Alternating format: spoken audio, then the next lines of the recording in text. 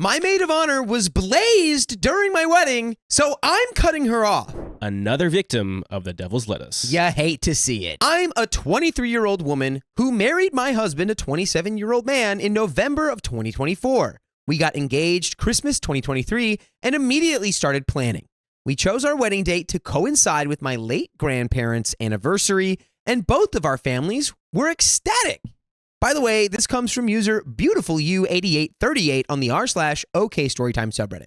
So, when it came to selecting my bridal party, I initially asked a friend to be in it, but she was undergoing nursing school and felt she couldn't fully commit. She politely declined, but agreed to be a bridesmaid. This leads me to my maid of honor, who I'll call Abby. Abby is my new brother-in-law's wife and was previously married, which will be relevant later on. Less than 2 months before the wedding, Abby informed me that she wouldn't be ordering the dress I had requested. Keep in mind that I was covering all hair and makeup costs, providing accommodations for the night, and even offered to pay for her dress, which she refused, saying she would never wear it again. This was frustrating, especially since she had been telling me for months that she had picked out a dress and even sent me photos of it.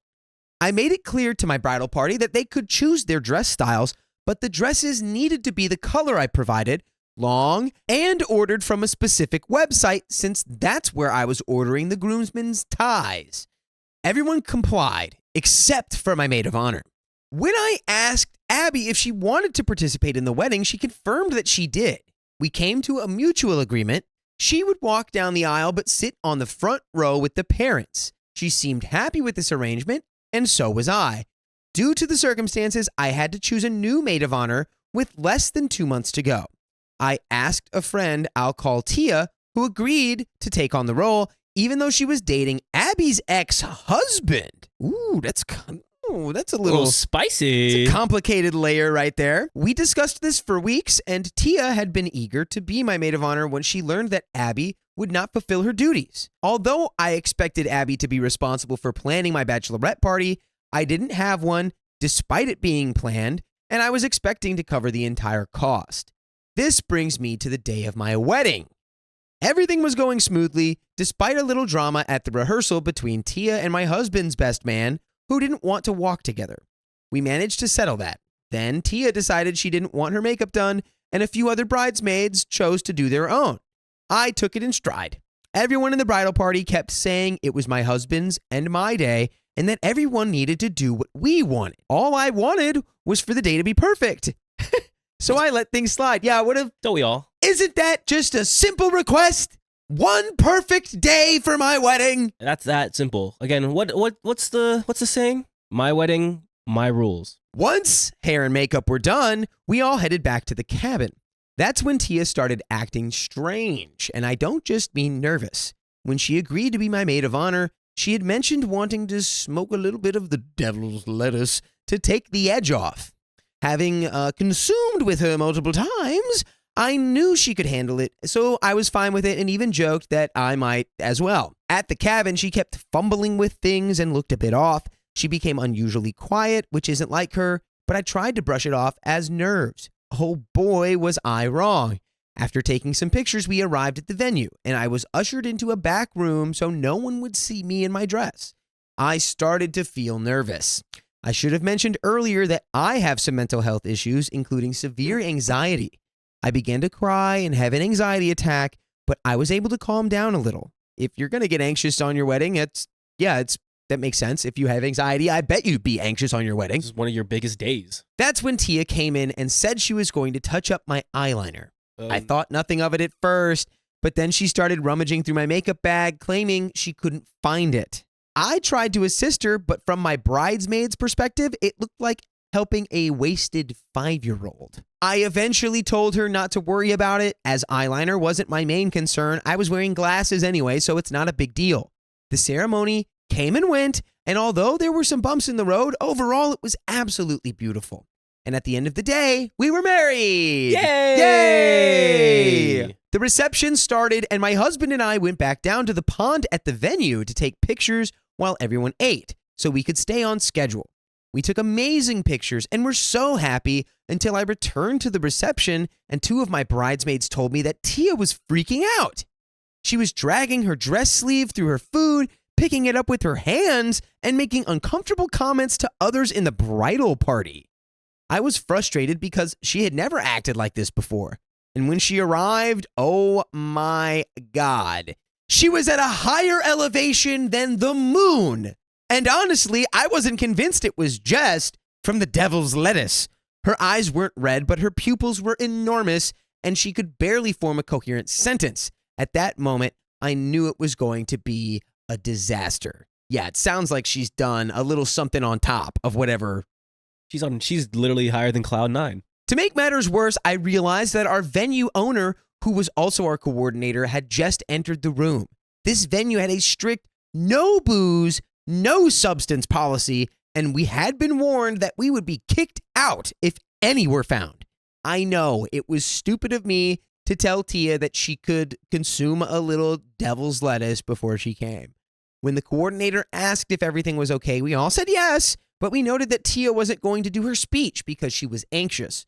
She had no problem with this and immediately suggested an alternative. We could have an open floor for anyone who wanted to speak during the sparkler exit. This sounded amazing to me, and for about 5 minutes, everything seemed to be back on track. We were informed that group pictures were coming up. One of my bridesmaids took Tia outside to babysit her, while another helped me go to the bathroom. For anyone who has worn a white puffy ball gown dress, you understand the struggle. I can't relate, but I know the struggle. I can sympathize. It's a big struggle. When we were done, we all went outside. My husband, my bridesmaid, and I sat down outside waiting for the family to get ready for pictures and for our photographer to prepare as well. This is when Tia came over and started trying to use my dress as a blanket. Yes, a blanket. What did she take? I have a feeling I know what it is, but I'm not going to say. Okay.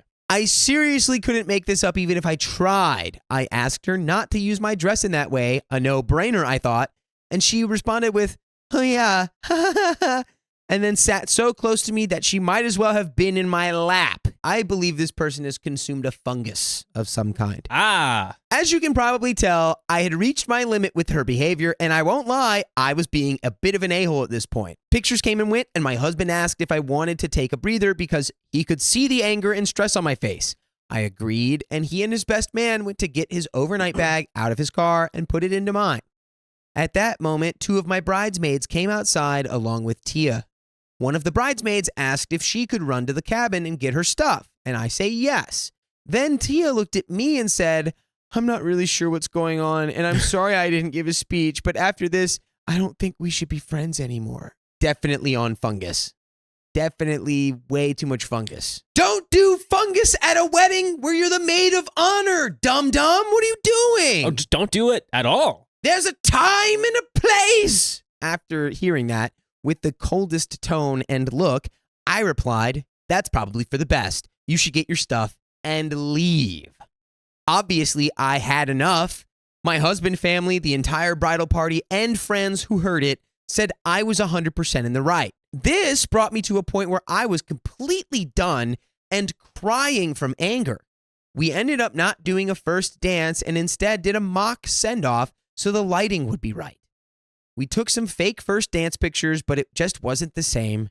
We left maybe 30 minutes after everything happened, even though we had events planned for 2 more hours. But you know what event we have planned for you every day? Every single weekday? 3 p.m. PST, every weekday we go live on YouTube, Facebook, TikTok, and Instagram. All you have to do is tap our profile on any one of those respective platforms, and you're in. OP, I think, made a perfectly fine call. I don't blame OP for any of that, and I side with OP of being super angry. Yeah, I would be too. Like if I was depending on somebody and they did that the one day that I was depending on them, I'd be like, I can't trust you with a single thing now. Now, if it was again an accident, because accidents happen, this is a terrible day to have an accident, but accidents do happen, then I would converse. But it doesn't seem like this was an accident. I doubt it. There's no way that was an accident. Because it was like, limit what you're doing with the devil's lettuce. It sounds like somebody is not able to participate responsibly in these kind of activities. Let's finish this story. Now that I've received some of our photos back, I realized just how messed up Tia looks in them. And to be honest, the pictures are quite bad. Not due to our photographer, she was amazing. It's just the pictures with Tia in them. She ended up calling me on our honeymoon saying she had no idea what she had done, but that everyone was telling her how she messed everything up and ruined the entire night. She asked if we could have a sit-down conversation when we returned, but I don't think that's a good idea. I'm not really sure what to do, but I don't believe it's my responsibility to make her feel better about what she did or to give her a pass. Honestly, after what happened, I don't want anything to do with her, so am I the a-hole? I think you should maybe try to hear her out in terms of what happened to her, if she's really like, I don't even remember what happened, because that could be a more serious situation where you have somebody in that group was potentially doing something very illegal. That's like I said. Could have been an accident. It could have been an accident of like, oh, what? Yeah. So I think hear her out on that. You can still be perfectly fine in being like, you know, I don't want to have any contact with you. I think you ruined my wedding. I'm kind of done with you. Or low contact, no contact. It's up to you. But what I believe in is hear her out. I hope this isn't condescending, but I feel like this, like over time, will go away on its own. It will. It doesn't seem like a thing that's a permanent cutting them off out of my life for good. Yeah. But definitely, like you'd have to reassess the level of your friendship for sure. I think.